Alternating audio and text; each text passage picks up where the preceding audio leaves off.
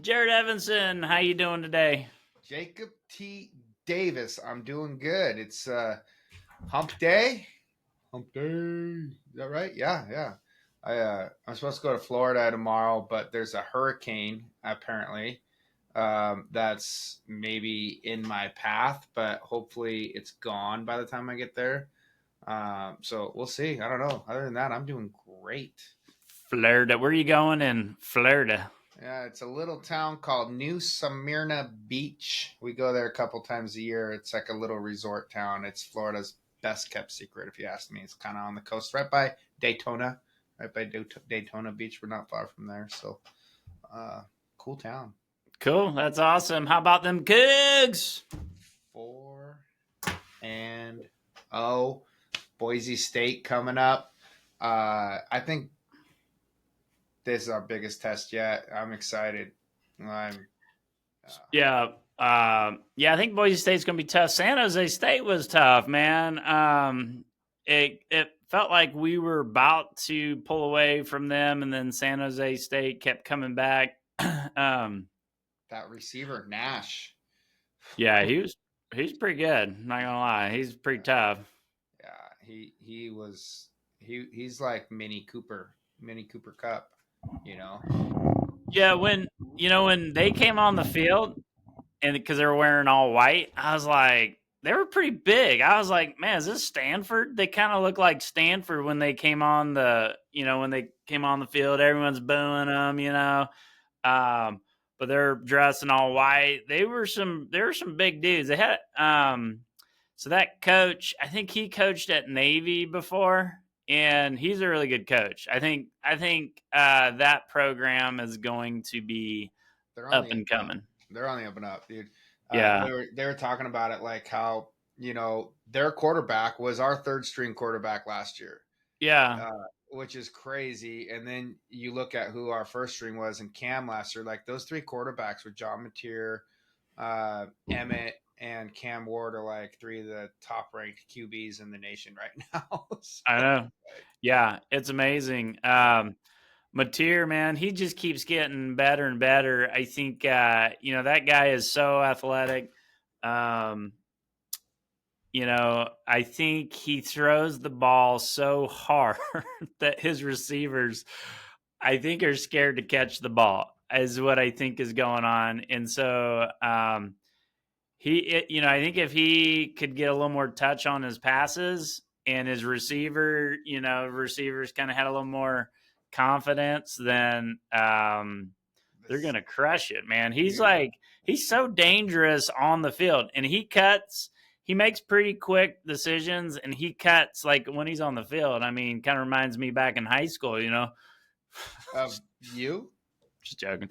No, Uh, dude, how about that alley oop touchdown pass where you just kind of like whoop off the 1 yard line? yeah, That that was was that was impressive. Well, hey, let's talk about some real estate real stuff. estate. That's what we're here for. Yeah, I could talk about cougs all day, but so we were talking earlier that you were wondering about what were you wondering about? I was thinking we could talk about that home buying journey, like you know the journey. A lot of people, I realize, they just don't know what to expect after they get pre-qualified for me, and what happens when Did they. you say real estate journey? I said journey. Why?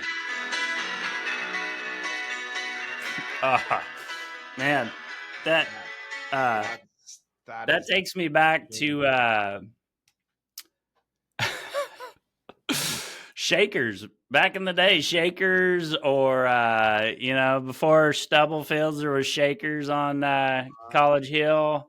Um, Actually, Valhalla. Yeah, the basement of Valhalla. We called it Valheezy's back in the day. I'm showing I'm showing my age here a little bit.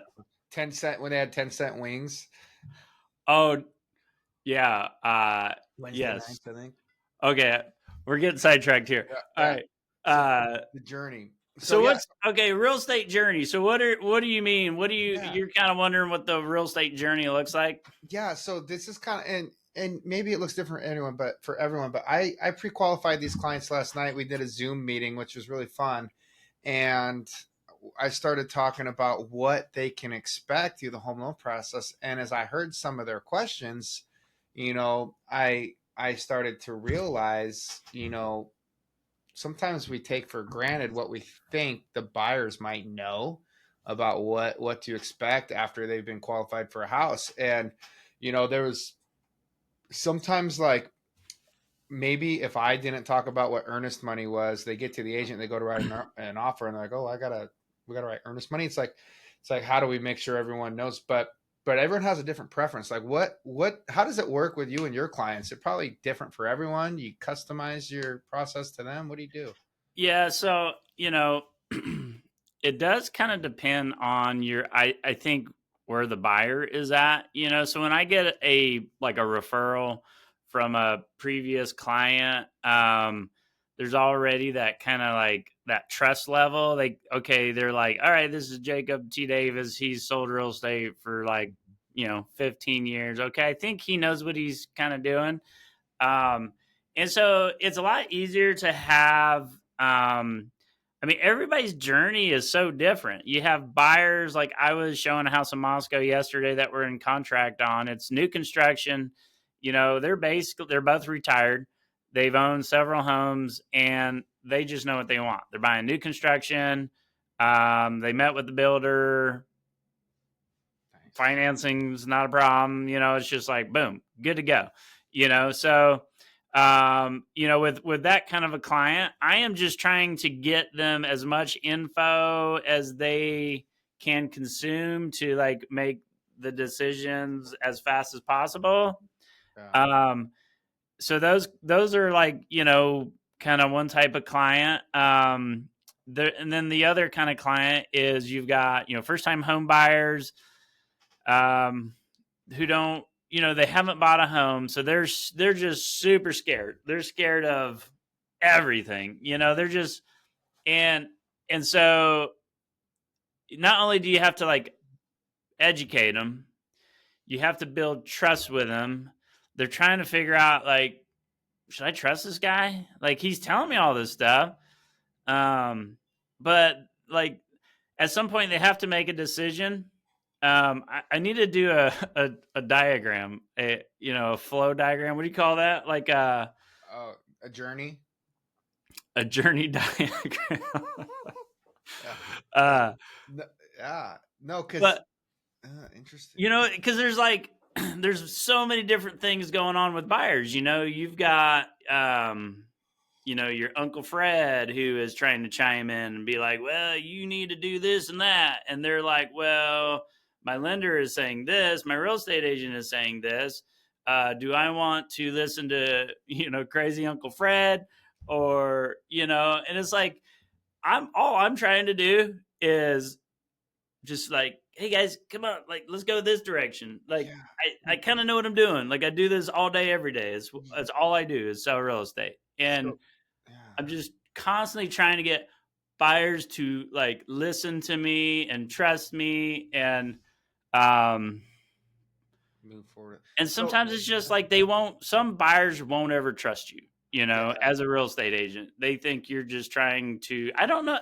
I just I don't what buyers don't understand, I think, or I wish I could, I could educate buyers in a way where they're like, hey man, or get man or ma'am, I am here to like try to make you as much money as possible long term. I'm not here just for this transaction. Yeah. I want to make you a millionaire, And you can become a millionaire in real estate pretty easily. But the only way for me to do that is you have to trust me and we have to build a relationship. So we're going to buy this, we're going to start with a Golden Hills manufactured home. Okay, you're going to buy that. You're going to build in a bunch of equity. Okay, in a year or two, we're going to turn around and sell that. You're going to make enough profit off of that to then roll So, that down payment into, you know, maybe a duplex, or maybe into a nicer home. And so, everybody's journey is different. It's just, and I would love to help as many people as possible, but I'm kind of getting to the point where, I have, you just kind of have to have people trust you, because Yeah. if you So don't trust me, I can't really help you. yeah. So let's break this down a little bit then. So someone calls you, very first phone call. Uh, you are basically one of the very first things you're probably doing is seeing if they've been pre-qualified or if they've talked to a lender yet, right? Um, Sometimes they have, sometimes they haven't, but you you probably want that done first. Not because it's well, yes, part of this, but not to waste your time, but not to waste their time either, or have them fall in love with a house that they just can't buy. But um, you guys are pretty good at doing that. But then they go, they get approved or whatever. You've done your consultation. You've showed them what the process is. What does like the home search look like? Like, what are you guys doing there? Is it, are you sending houses? Are they sending you houses? Are you just driving around town? Like, how's that? Well, so like I was texting with a lady last night who, she's moving from Hawaii and she's kind of interested in new construction. So I just asked her some questions. I was like, hey, so like, what are you looking for? I asked her how many bedrooms, how many bathrooms, what kind of neighborhood do you like? HOA, are you looking for an HOA or no HOA? She kind of told me about her experience with the HOA that she's coming from, and it was a negative experience. So I'm like, okay, maybe she doesn't want an HOA. And then, so I'm just trying to paint a picture, you know, and, just kind of communicating. Oh, and then I also, I've got YouTube videos that I make of a lot of my listings. And so I can send that YouTube video to my clients or to like this lady, never met her, and she's like, "Oh, that house looks amazing," and I'm like, "Well, yeah, it is." Bobo construction, home is awesome. 2,600 square foot single level, about the biggest single level you're going to find in Pullman. So You know, that's a and big single level. so she's like, "Okay, cool." Um, but she's an experienced buyer, so it's easy. Like it's easier with that buyer. She knows what she wants. She wants new construction. In Pullman, there's like not very many options for new construction. Yeah. So it's like, and I'm trying to educate her the neighborhoods on top of that. So like in Pullman, you've got 4 hills. You've got Pioneer, Military, Sunnyside, and College Hill. And I'm like, you probably don't want to live on College Hill unless you're looking to, party with undergrads. And so, you never know. And so I'm trying to educate her. I'm like texting her maps, Google Maps with like circles of the different hills. It's like this is Pioneer Hill, this is where I live, this is Sunnyside Hill, you know, and it's like, okay, Pullman, it takes about 5 to 10 minutes to get anywhere in Pullman. And that's the other thing is like she's coming from Hawaii where it takes forever to get anywhere. Traffic is horrible. And so I'm like, it really doesn't matter where you live, for like time to get to Yeah. different places in Pullman. And so it's like, yeah, so I'm ultimately on any journey with any buyer, I'm trying to educate them as much as possible.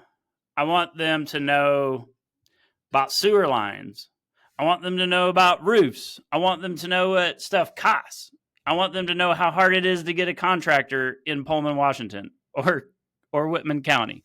You Yeah. know, I want them to know as much as possible so that then when they buy a house, they don't come back to me and be like, well, you said this. It's like, no, I told you exactly that you shouldn't buy this home because it needs $100,000 worth of work, Um, and so that's my job is only, I think, is to educate as much as possible.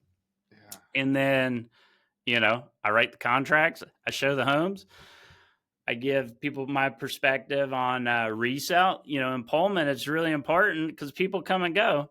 It's like you've got to think about resale. are you going to be able to turn around and sell this house in a year if, say, you get a job, coaching job down in Texas. LSU, Yeah. What's how many houses do you typically show someone? Yeah, I mean it's probably all over the board, but It's all over the board. So, some buyers I will show for a year or more, like a year, like, and I think this is good for buyers to know that, it takes, some people, it takes a lot of time to really figure out what they want to do. A lot of times it's not only that they're trying to figure out what kind of home or what neighborhood they want to buy in. A lot of times they're trying to just make the decision, and they're kind of having you help them whether they actually want to buy a home or not. It's like, well, we could just stay where we're at. It's and so it can take 2 years for some buyers to make that decision. And so, I've shown some folks 20 homes or more. yeah. And so then, like, that's kind of like why buyer agency is kind of important to me as a real estate agent. It's like, hey, you know, if I'm going to invest all this time and energy, working with you, I would kind of expect some kind of a commitment. And also, it's actually the law now, so you have to sign Yeah, a buyer right. agency. Yeah. So, So I'm a realtor's dream because I've bought three houses, and those three houses I bought, well, one's being built right now, but the first house I bought, I only looked at two houses total. The second house I bought, I looked at two houses total. And then this third one I bought, I looked at two houses total. So three houses, only had to be shown six total over that time. Uh, it's like, it's like, you would think that I would want to look at more houses, but it's like, dude, you I know need what I to want. move to Pullman so I can sell you a house. That sounds, No, yeah, I just know what I it want, sounds like but a. it worked out. Like it was what it was. It's like buying a car. I always want to buy the first one I see that I like. I don't want to screw around trying to, because you gravitate to what you like first. You look at it first. You've seen everything online or whatever. It's like I'm ready. Like this is what I thought it was, or no, it wasn't. And that's what it was. Like the last one, it was, I saw it, or the second one, I saw it. It was smaller than it appeared in the pictures. So I was like, no, not what I'm looking for. And they're like, well, what about this one right next door? I'm like, yeah, that's the one. It was a new construction community, and that's how it worked out. But that with the online thing, people have the ability to look at a ton of houses now. You don't, 20 years ago, you were, or even 15 years ago when you first started, you really had to look at a lot of houses. Like people were getting in a car, and that was a whole day affair trying to decide what they want to buy. Now you get online, you send your agent five or six houses you like, and you say, hey, let's go look at some of these, and you set it up and go. Or some clients probably want you to send them. They don't want to have to look, like, do what you do, some discovery over the phone or in person. These are the houses I think you're gonna like. That's what I want. I want someone to show me, like, because looking for houses online is a headache. I think I get tired of it. That's just me though. Yeah, yeah, and people are always saying, "Man, this looks so much different in person." It's like, yeah, I mean, like homes look a lot different usually because we hire photographers that use wide angle lenses, and it's just hard, you know, for buyers to really, I think, see what it really feels like in a home. And that's kind of why I do like my YouTube walkthrough videos. Yeah, Is I'm just trying to like explain it and show it, and I'm usually not really trying to sell it. I'm really just trying to explain the different things that are pretty cool about a home. that makes sense. No, that's cool. So home buyers, like, I don't think they want to be sold, which is good. They that's what they want. I remember the first house I bought, my agent, we talked about all the good things, and he's like, all right, Jared, now here's the downfalls. Like, where are you gonna put your dining room table? And I was just a single dude back then. I'm like, I don't care about a dining room table. Like, there's a pool. Did you see the pool? But the more houses you see, you start to get an idea for. I think it really helps you understand like the value in the houses you're buying as well. So your price point, you look at the first house and okay, this is what a $300,000 house looks like. Okay, this is what a $350,000 house looks like, and then that helps you kind of narrow down what makes you feel like you're buying the right house at the right price. Good deal. So that's what I like about looking at a handful of them. Three, four, five in a day in different price ranges. But that's kind of cool. Are you guys so then you've looked at houses, your buyer they write an offer. Let's say they find one they like, they write an offer. Um, there's some negotiating typically at that point, like depending on the offer and the seller. Sometimes it gets accepted right away. Sometimes you got to go back and forth a couple times. I'm guessing. Um, how long does that process usually take? So uh, in today's age, everything's pretty much done electronically anymore. So, it's like, hey, buyer, talk to seller agent. Kind of got this info. I'm constantly asking questions with seller agent. I'm trying to get like, motivation of seller, where they're at, what do they owe on the house. So it's like, they might have a loan for 400K and buyers like, let's get them down to 200, and it's like, well, so you have to explain that, like, hey, so okay, I understand you want to lowball the what out of them, but there's a loan in place, so they owe 400K. um they would have to do we'd have to go through the short sale process if you wanted to get them down that far, and that's a whole thing. Okay, okay, all right, sounds good. So, like, what do you think is the lowest they will go? And it's like, well, and I'm just kind of like sweet talking the sweet talking the listing agent, trying to get, as much info I can get from them to try to like formulate where we can go for buyer, and so then I tell them kind of what I think based on the information that I've gathered, and then buyers like, sometimes they'll be like, okay, let's go with that price, or sometimes they're like, well, let's try, let's just test them, and then so then I was like, okay, yeah, let's do it, let's see what happens.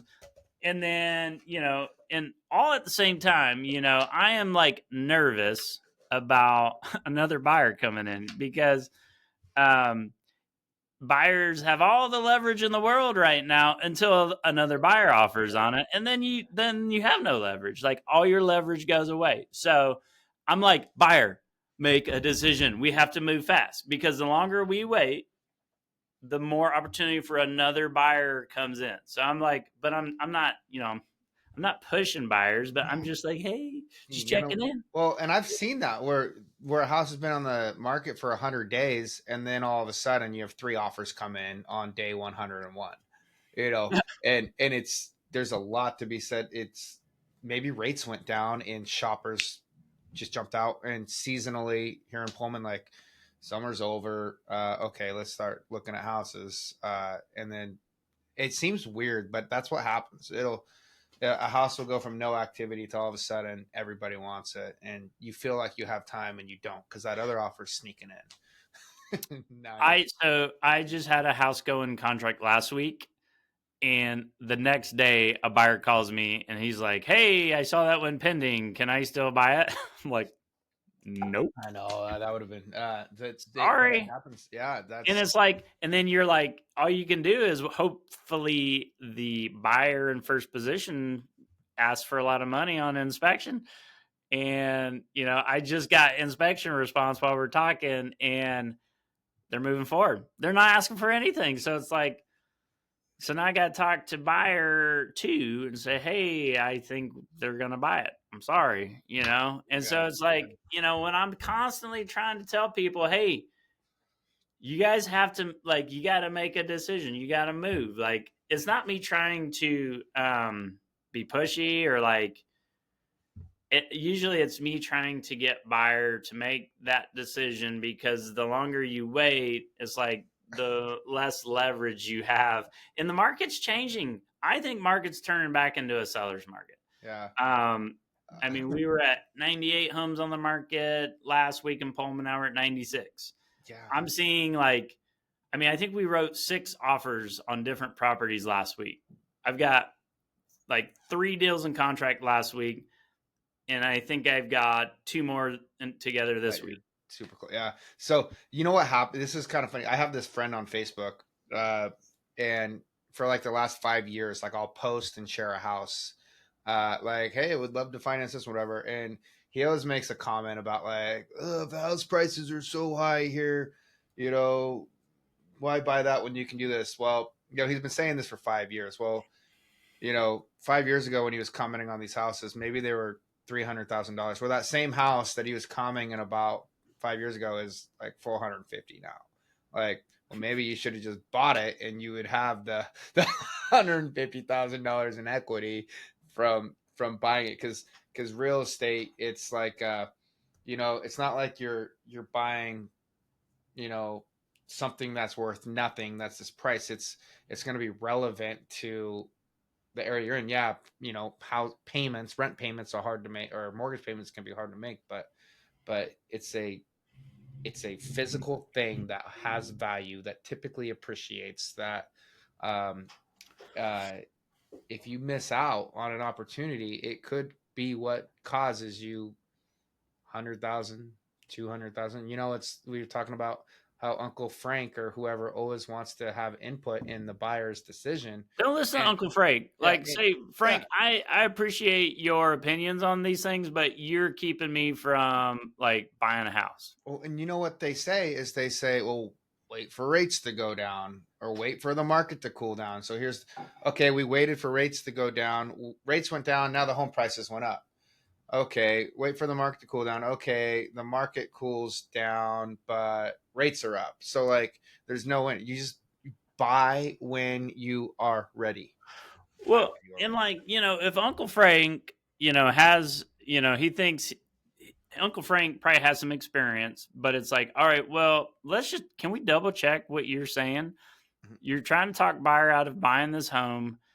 Let's get a contractor involved who actually does this like day in and day out, and tell us like, okay, what does it really look like to fix these issues, and not just be like, well, you shouldn't buy this. It's not, it's like, well, let's figure out why she shouldn't buy that. Cool.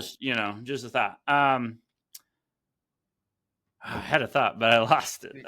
Yeah, but going back to like the home buying journey, like the topic here is like, I think the journey has become a whole lot easier for buyers.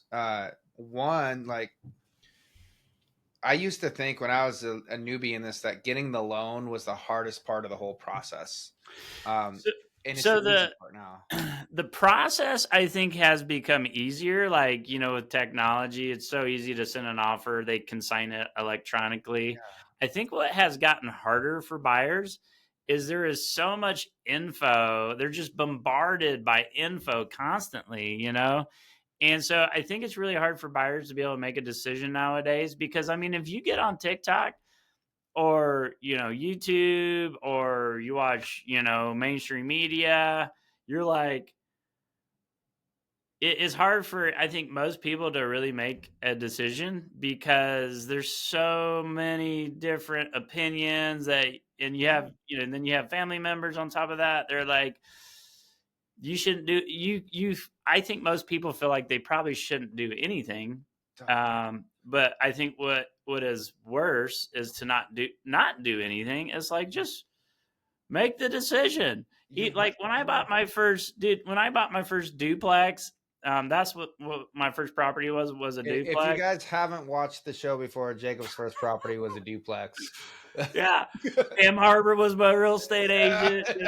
Uh Yeah. anyways, man, when I told my mom I made an offer on a house, she was like, "You did what?"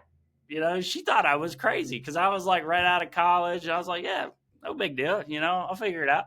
And I think people just need to do that, because I don't think prices are coming down. dude, I think I have 4 buyers coming from different areas. They're coming from Spokane, Tri Cities, Western Washington, Hawaii, and a lot of them have cash. And they're coming to our market, Pullman, Moscow, Colfax, Whitman County, Latah County, and they're like, dang, this is cheap. You know, I had another buyer bought in outside of Colfax from Honolulu. They're coming from Honolulu and they're like, for the price of a 13-acre property, pretty decent house and needs some work, has a pool. Uh, pool Where needs are some you work. getting all these Hawaii buyers? You had Dude, another one last year too, Bob.